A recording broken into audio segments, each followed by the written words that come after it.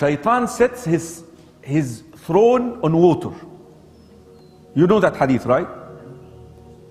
And he basically gives incentives to his helpers from the jinni.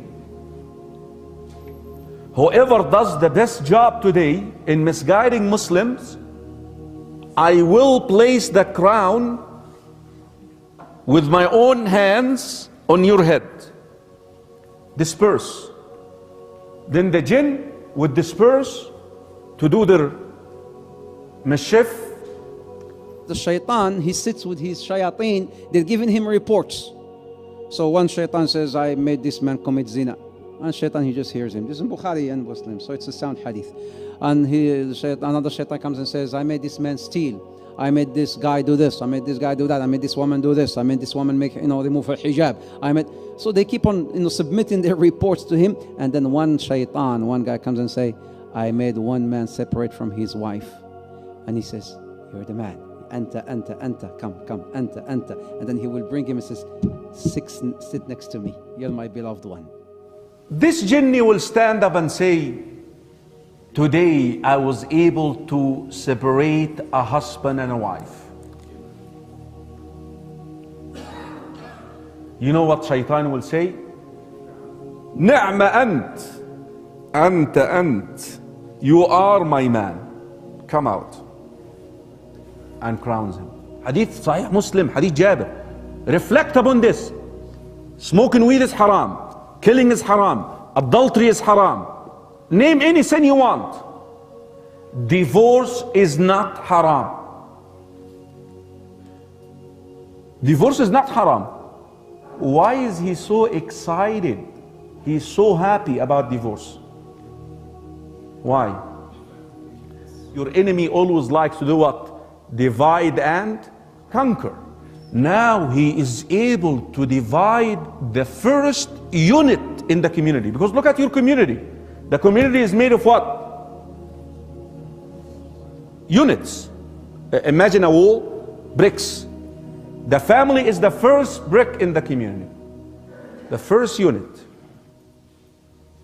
Becomes then easy to divide the community, divide a congregation. He has long-term plans. The one who separates between a husband and a wife, he is most beloved to shaitan. Be careful. Don't let the shaitan trick you.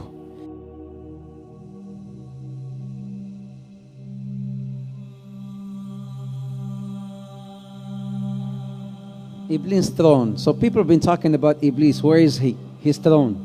The Prophet ﷺ has reported, in a very sound hadith, which is in Muslim, reported by Jabir, that Arshu Shaitan, Arshu Iblis ala al-ma'. Arshu Iblis ala al-ma'. The throne of Iblis, the throne of Shaitan, this is the master Shaitan. The master Shaitan, his throne is on water. Where? What water? What ocean? Allahu Ta'ala a'lam. But there are certain indications that could maybe tell us where his throne could be.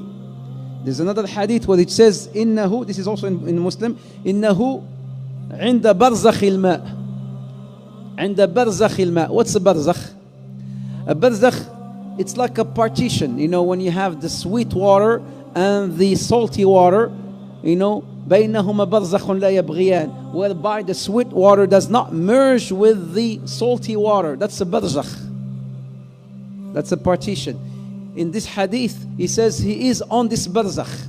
His throne is on this barzakh. His throne is on this barzakh, which is again somewhere in an ocean. But now, I want to bring something up here. Have you heard of Triangle of Bermuda? What happens there? Something that nobody could still explain up till today. Flight 19. Have you heard of Flight 19? That disappeared.